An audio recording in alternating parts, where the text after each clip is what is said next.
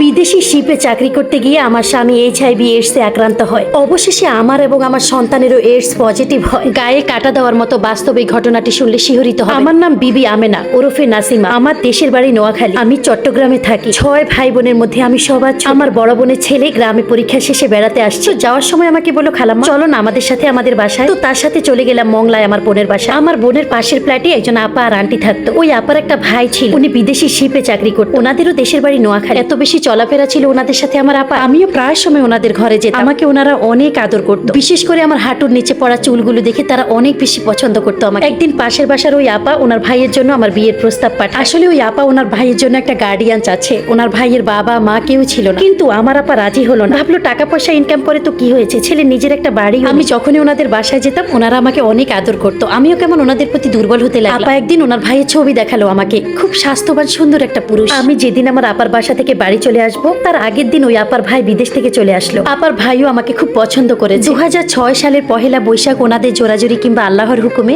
আমার ওনার সাথে বিয়ে হয়ে যায়। বিয়ের কিছুদিন পর আমার হাজবেন্ড আমাকে বললো, আমার ছুটি বেশি দিন নাই, এখন 1 মাস ইন্ডিয়াতে থাকতে হবে। ইন্ডিয়া থেকে এসেই তোমাকে নতুন ফ্ল্যাট নিয়ে দিবে। এরপর উনি শিপে চলে গেলেন আর আমিও চলে গেলাম গ্রামে বাড়িতে। মাসখানেক পর একদিন আমার চাচাতো বোনকে বউ সাজাচ্ছিলাম। হঠাৎ একজন দৌড়ে এসে বললো, নাসিমা আপা আপনার জামাই এসছে। এভাবে কিছুদিন আমার বাবার বাড়িতে থাকার পর আমার হাজবেন্ড আমাকে চট্টগ্রামে একটা ফ্ল্যাট নিয়ে দেয়। 1 মাস কাটার পর খেয়াল করলাম আমার হাজবেন্ড আমারই ফ্ল্যাটের অন্য রুমে বন্ধুদের সাথে জুয়া খেলে। এসব নিয়ে আমি খুব ভাঙচুর করতাম, অনেক ঝামেলা করতাম। জুয়া খেলার নেশায় একদিন টাকার জন্য এতই পাগল হয়ে গিয়েছিল আমার হাতের মোবাইলটাকে বন্ধক দিতে চাইছিল। আমি বাধা দেওয়াতে ঘুষি দিয়ে আমার নাক ফাটিয়ে দেয়। এভাবেই বাড়িতে 4-5 মাস থাকার পর সে আবার শিপে চলে যায়। প্রায় সেখানে 9 মাস থাকার পর 30 থেকে 40 লাখ টাকা নিয়ে সে আবার দেশে আসে। এসেই জুয়া খেলে সব টাকা নষ্ট করতো, 1 টাকাও আমার হাতে দিত না। এর মধ্যে আমার প্রথম সন্তান ছেলে হলো। সব টাকা উড়িয়ে সে আবার শিপে চলে গেল। আবারও 9 মাস থেকে প্রায় 30 লাখ টাকার মতো নিয়ে আসলো। আমার স্বামী কাজে অনেক দক্ষ ছিল, তার বেতনও অনেক বেশি ছিল। সব সময় খেয়াল করতাম না খেয়ে খেয়ে জুয়ার ঘরে পড়ে থাকতো। আর এসব নিয়ে মন খারাপ করে আমি ঘরে রান্না বান্নাও করতাম না, ভাঙচুর করতাম। আমার ছেলের বয়স যখন 2 বছর পূর্ণ হলো তখন খেয়াল করতাম আমার স্বামী কেমন কালো হয়ে রোগা হয়ে যাচ্ছে। আমাকে প্রায় সময় বলতো, নাসিমা আমার পেট থেকে পায়খানার সময় অনেক রক্ত যায়। জুয়া খেলার নেশায় সে কখনো ডাক্তারের কাছেও যেতে চাইতো না। আমি জোর করে চট্টগ্রামের CHCR একটা মেডিসিন বিশেষজ্ঞ দেখা। তারপর প্রায় কয়েক মাস ভালোই ছিল। হঠাৎ তার সারা শরীরে অ্যালার্জির মতো লাল হয়ে ফোস্কায় ভরে গেল। সে টয়লেটে গেলেই কমোড ভরে যেত রক্তে। আর যাকেই দেখতো